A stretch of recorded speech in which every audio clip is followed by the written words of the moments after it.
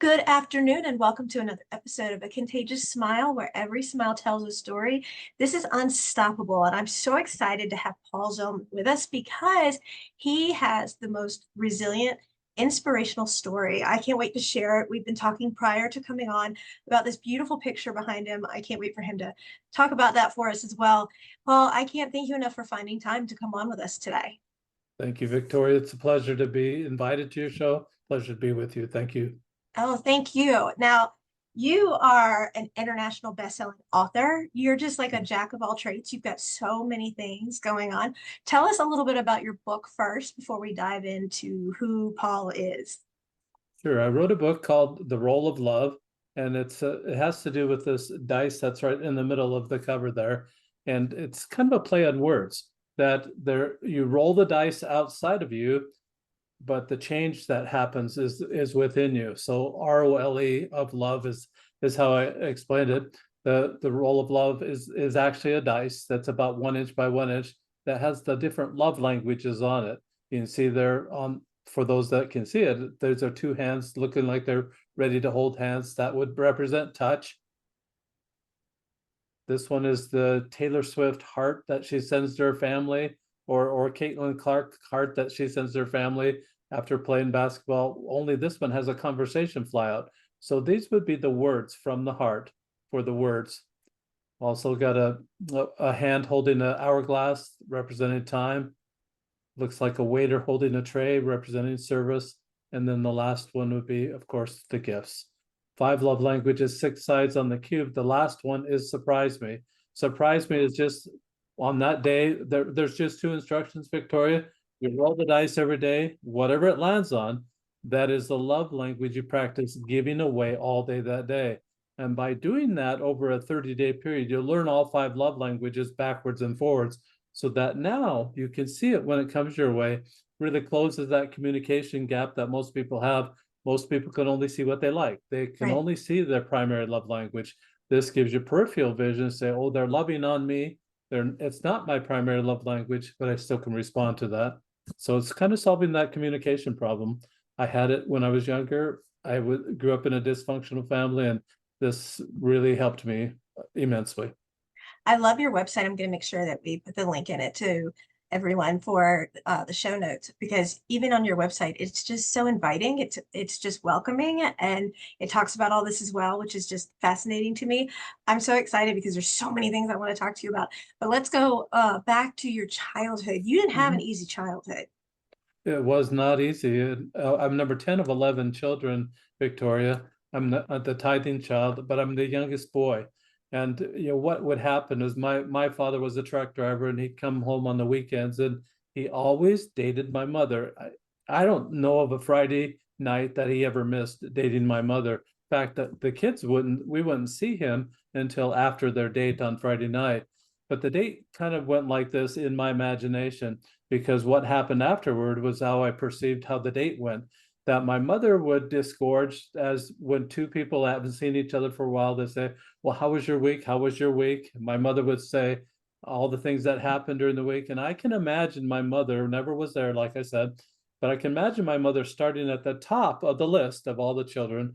And by the time they get down to number 10, me, my father has been annoyed, stacking all these annoyances until he has this flash of anger. And I felt like the target of all that anger. Like the black sheep. Not particularly black sheep. It's just that he was annoyed from all my brothers and Right. all the older siblings, just because it came down to that. And I was the youngest and probably most vulnerable, and just felt like I got the brunt of whatever he was mad about. So what did that entail for you when he got to that point? It was actually physical punishment, verbal abuse. He was never the perpetrator of sexual abuse, but in my family there was some sexual abuse that went on, and there were just there's financial abuse. There were a lot of different types of abuse in the family. So it really was an angry culture, meaning that there are no boundaries. You can talk over people, and while they're talking, and just we didn't have all those manners that were taught. My father had an 8th grade education, My mother had a high school education. And I think education really plays a big key in how you react to and interact with other people. Absolutely. So it was also a respect issue as well. Correct. Yeah, there was no there was Right. no respect. It was like that. Is it Tina Turner that sings "Ain't No, they ain't got no respect"? Or who is that Wasn't that it sings Aretha that? Franklin? Aretha Franklin. That's it. Yeah, Yeah, yeah. yeah, yeah. You know, one of the other shows, we have three, and Paul, one of the shows that I actually did was with my husband last night, and we were talking about this very subject. And I'm so glad that you're here. I'm not going to tell you which one of us was standing on what side, but one of us is very much against any type of paddling, spanking, welting, whatever you want to call it, your adjective of choice, and that the other one says it's okay to paddle on the butt. How do you feel about that from the childhood you went through? We went through a lot of things, and my father's favorite thing was of choice was the belt. And so it was not even just the paddling, but just having a tool in his hand. In fact, I remember my older brothers in high school wood shop. One of the projects that they had that the teacher presented for a choice was you could create a paddle that had the little welt marks in the paddle. That could be your project, and you could gift it to your parents for yeah, that was the project, a woodworking project. I did spank my children with the hand, open hand, and hopefully I don't think it was very often, but it was definitely often enough that I feel terrible about that. I feel that I should have been more diplomatic that way. I wish I would have had the knowledge. Absolutely. And I guess my facial expressions told you which side I was on. But my husband has been the person that's like, no, I think if they need it, they need to pop on the butt, and I'm like, I don't agree because you're giving them just this action that after a minute or two, the sting is gone. But Mhm. sit down, have a conversation with them. Like our daughter Faith has never been popped, never. And yet she's incredibly respectful. She has her own podcast. She will say, I'm sorry. I did wrong. I taught her, pencils have an eraser, and that's what life is about: is Mhm. learning from the mistakes. Nobody's perfect. And let's talk about something like if she didn't finish her schoolwork, I would say to her, you know what? I love you, but I don't like the fact that you chose to do XYZ instead of finishing your schoolwork. So you chose to give up your phone for the evening. You chose to do that. I'm not taking your phone away. Your choice of not completing your schoolwork chose to give me your phone. Mhm. And I think that is much more powerful than spanking a kid, or like even teachers now. And I had this discussion again, is like teachers now, some teachers in some states have the authority to paddle our kids. And I think that's absolutely not okay, because how is it okay, hypothetically, if your child goes to school, your child gets paddled, but if your child comes to school being paddled, then sometimes they open a case against you for child abuse. But a teacher who, not necessarily a stranger per se, can pop your kid. I don't agree with that at all. Like, I don't think a teacher has the right to lay hands on your child. Do you Yeah, think that? I mean, I think that's just a welcoming to more violence in the school. I agree. And just think of the principle of just step back a minute to get the 30,000 foot view of that Victoria. You're trying to teach children not to hit. You're trying to teach children to stop the violence, but here you are hitting them. Here you are spanking them. And it's just, you have to have that congruency within your own personality, because whatever you're sending out actually is coming right back to you, and just have to be careful about that. I found that Absolutely. another thing that happened in my childhood that we probably need to talk about, because it's part of what was my problem, is that I realized it was my problem is that I was critical of other people, and my whole family was critical of other people. And what we would do is we would stack annoyance on top of annoyance until we had a flash of anger, go back down and start being annoyed again at what other people were doing wrong, as if we had the ability to control their life or to make suggestions or do anything. And I realized that that's a boundary I didn't learn. uh, growing up, and I had to learn it along the way. That just it was an epiphany for me. I'm not in charge of them. I'm not Right. in charge of the choices they make, and whatever they do is really I can't. I don't have the privilege or ability to be critical of them. And I realized I was that people have faults. Nobody's perfect, but I Right. was realized that maybe that's 10, maybe that's 20% of their personality are the display of their weaknesses and faults. But I'm missing the whole 80 to 90% of what was good about that person. And Yes. as I'm rolling the dice, what happened for me is almost instantaneously, just within a 30-day period, so quickly that all that was erased. And I'm now looking the other direction, saying, what's right about that person? What can I love about that person instead of what's wrong with that person? And you should listen to me so you can fix that problem that you have. Thinking I'm the authority, and I wasn't. Well, let me ask you, you have a child who says, let's just say they're getting paddled or physically abused at home, and then they come to school and they act out because they want attention. And if the only way they know to act out at school is in a negative way and they get in trouble at school, where is their safe place? So if we implemented, which I absolutely love, your rules, what do you think that would happen into our school system? You know what, that's a great question, Victor. And I'm uh, introducing this to the school system locally, and it's just a test right now, but it's working very well. What happens is that as a class, maybe one of the students, maybe the teacher, they'll roll the dice first thing in the morning. It takes 2 seconds to do that. No time at all to take out of that teacher's day. It's already jam-packed anyway, so we Mhm. really can't take a lot of time from them. But the teacher might take 30 or 40 seconds to say, class, this is the type of behavior we're watching for that particular day. They go through the day. At the end of the day, what I've created and given to the teachers around the world is a PDF of this that Mm, says what they rolled, opportunities they saw to love in that way, what they did about the opportunities. Every child would have to fill out now and report what they did during that day. So now it took me until I was age 35 years old, approximately, Victoria, before I realized that, oh, I'm responsible for my own stuff.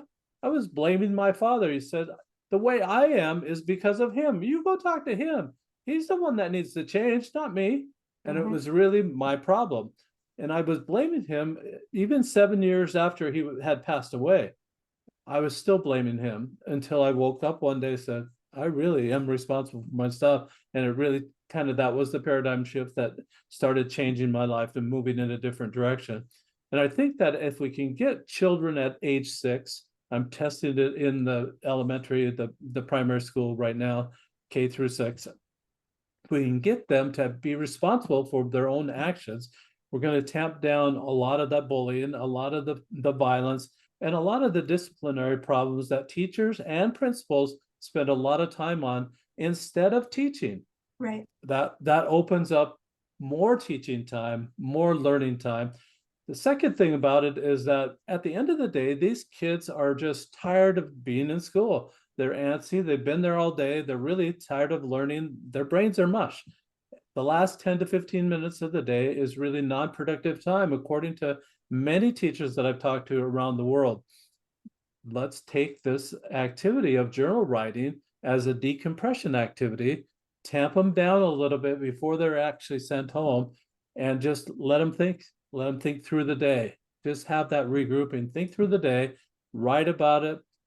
The teacher does a check mark, sends the paper home. Maybe there's some great stories there that teacher might want to read in front of the class the next day Right. as they're rolling the die, and just work on this behavior. If these children learn all 5 love languages, how to give it away and how to watch for it when it comes out their own way, and watching for the positive things about their classmates, it's going to be a different classroom. It's going to be a different school. It's going to be a different community.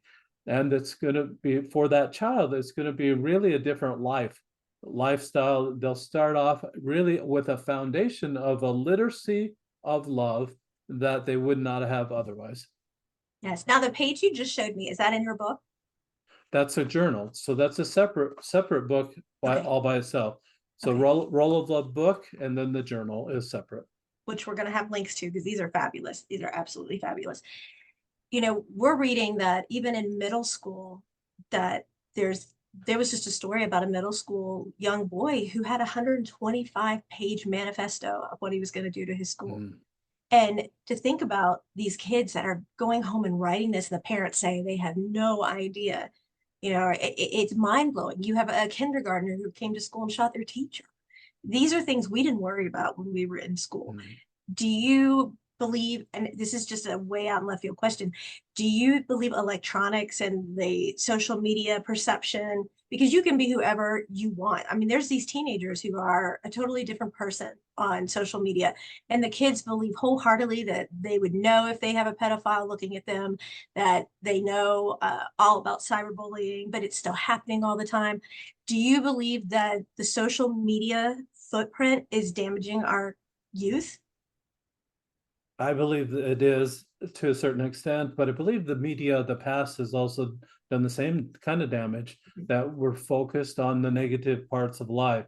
In fact, instead of the beautiful parts of life, we talked about this picture a little bit earlier, this offline, but just this whole picture. This is a sunrise on a lake Beautiful. in central Utah, south central Utah, and I just happened to be there one day, and this fisherman that's in the picture came up and asked permission if he could fish right beside me. And I said, "Who has permission?" I mean, he even owned a cabin, or his grandfather built a cabin on that lake in the 50s.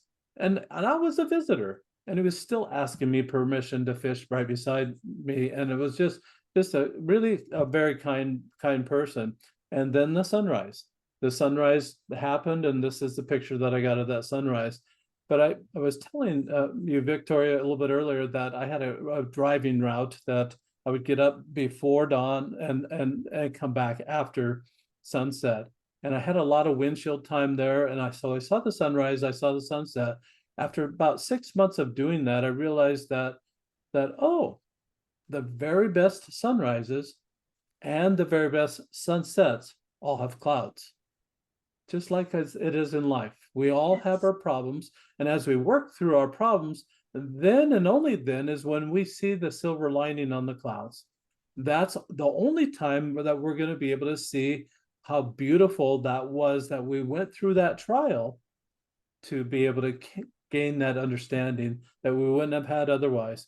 And so people have asked me the question, Victoria, do I regret having grown up in an abusive family? I wouldn't have had it any other way, because I'm where I am right now. It would have been nice to learn love a lot sooner in my life, 100%. but but through that trial, I'm become who I am today, which is totally different than the way I grew up. And it's trying to make it a more loving world is really a mission that I've got right now. I'm very excited about love right now.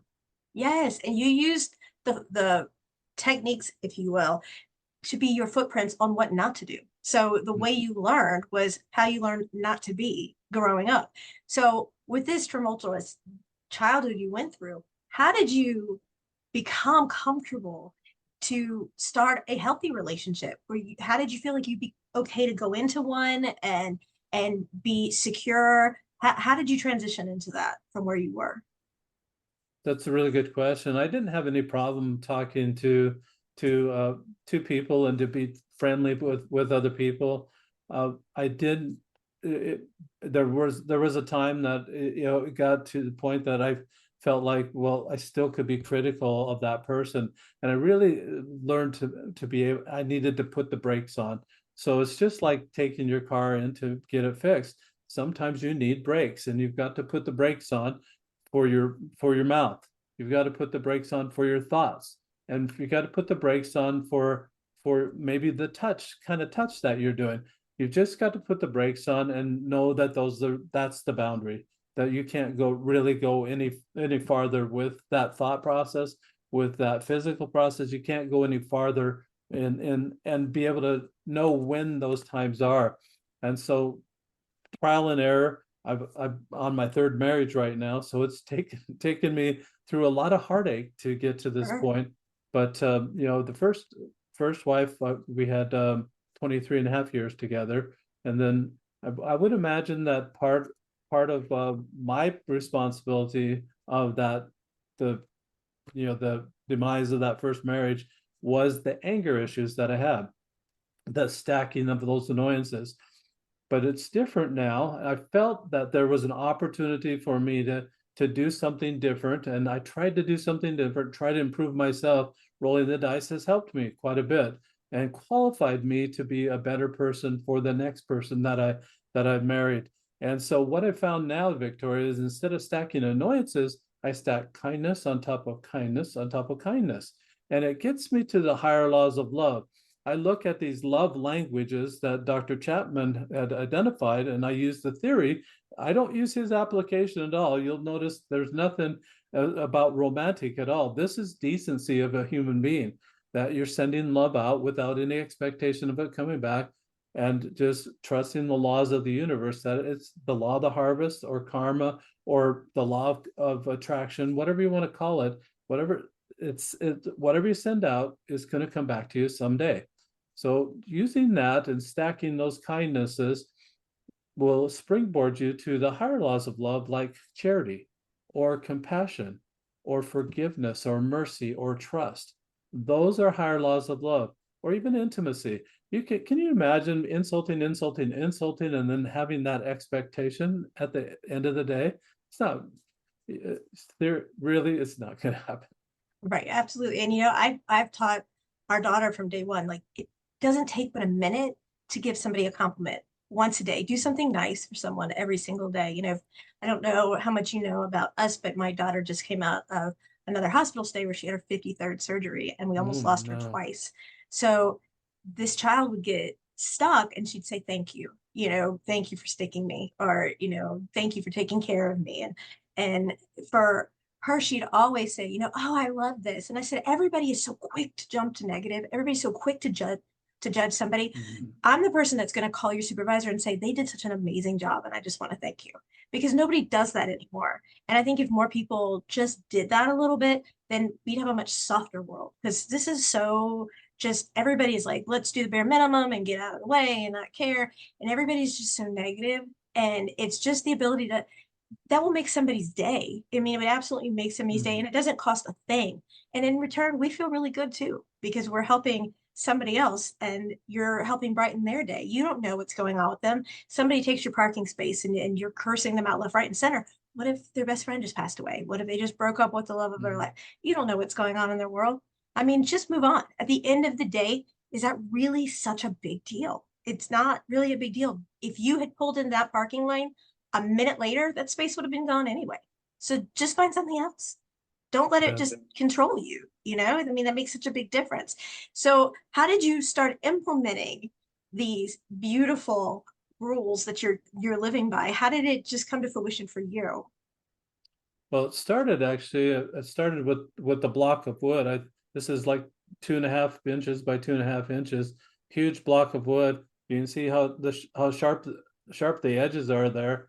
Mm-hmm. And I found that if I was trying to roll this cube, that it would go thunk thunk thunk, maybe 3 thunks, maybe 4 thunks. So I could almost program it, say, okay, I want to do whatever, and make it a weighted dice, and I roll it, and yep, came up. That's what I wanted to do today.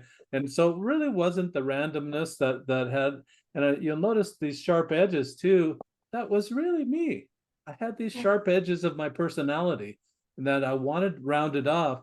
So the next one I made, I did it, did I the love round, that.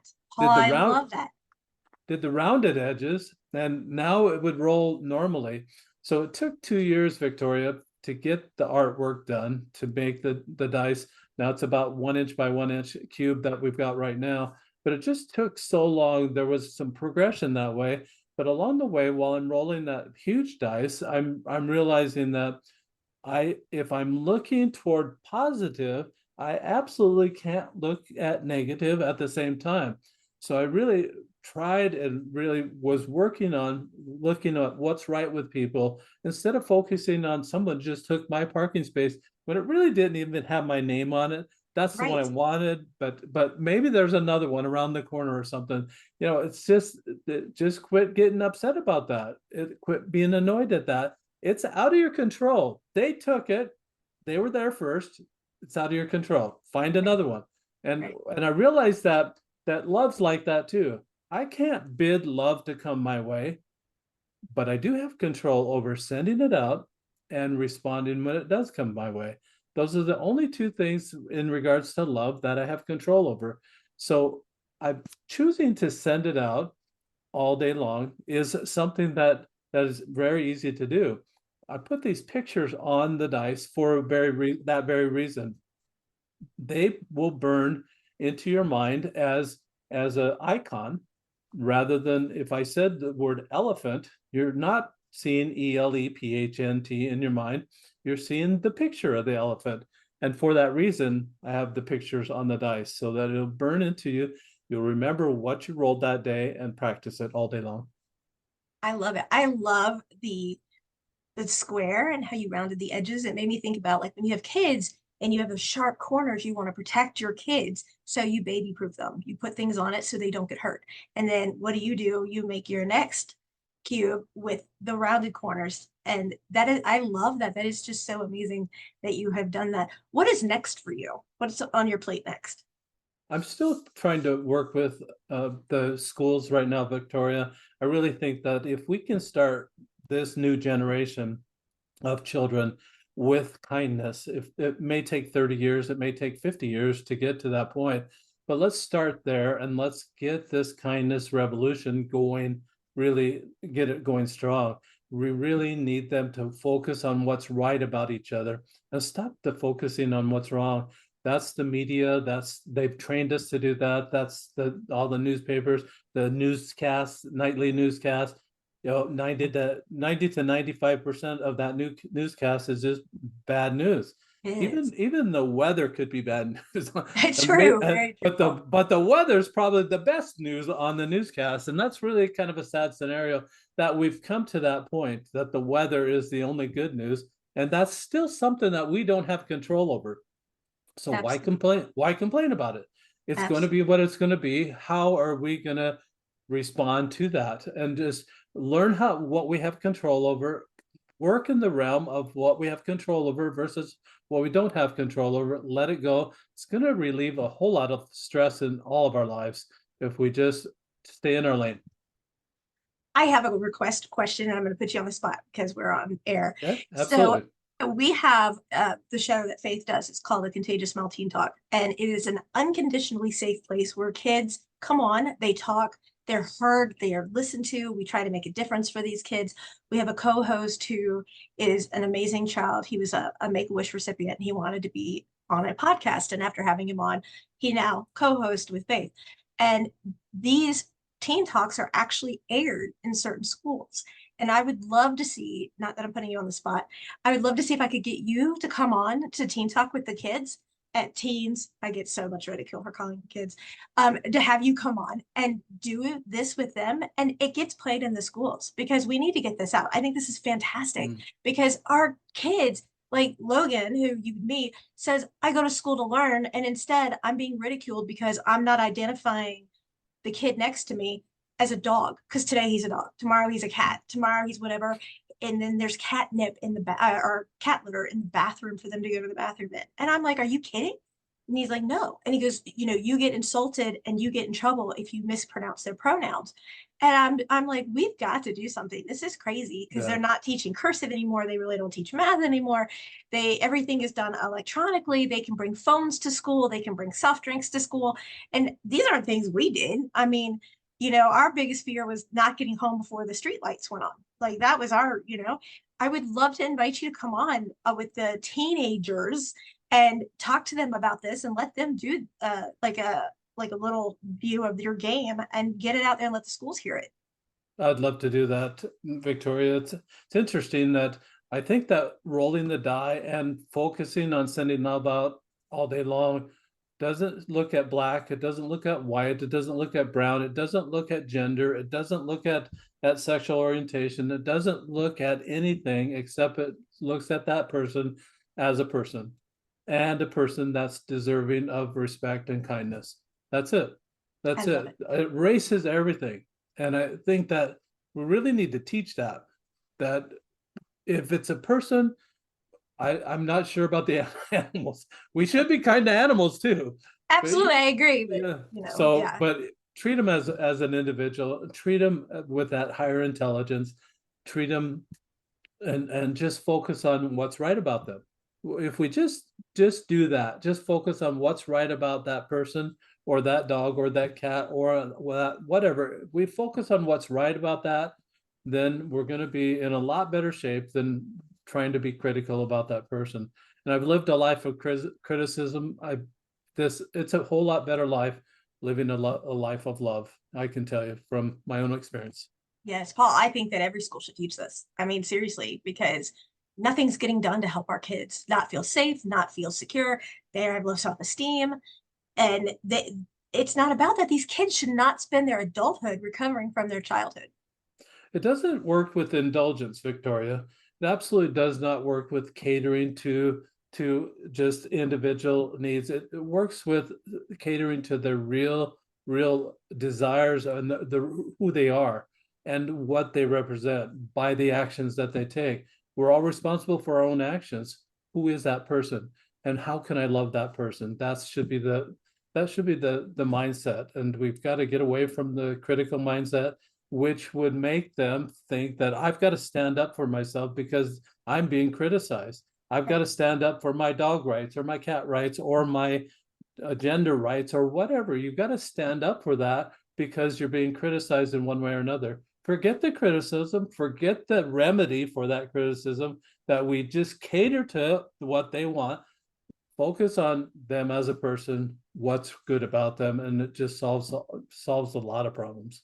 Paul, you have been such an amazing guest. Tell everybody where they can find your books. Again, I'm going to get all of your links and I'll post them in the show notes. But where can everybody find you, find your books? You can find my book and the journal and the dice on my website, rolloflove.com. And again, it's ROLE of love.com. The play on words, ROLL is outside of you. ROLE is what the change that happens within you. So rolloflove.com. So where you find that. If you are listening to this podcast and like the Audible version, you need to go on Amazon, but don't type in roll of love because you're going to get love this, love that, love a million things on Amazon. Type in my name, Paul Zolman, and the Audible version of the book will come up and you can listen to that. That is fantastic. I can't thank you enough for being here. I'm going to get you on the Teen Talk Show. I thank you so much for being with us today, and I look forward to having you back with us soon. Thank you, Victoria. It's been my pleasure. What a Thank you. fun show. Thank you.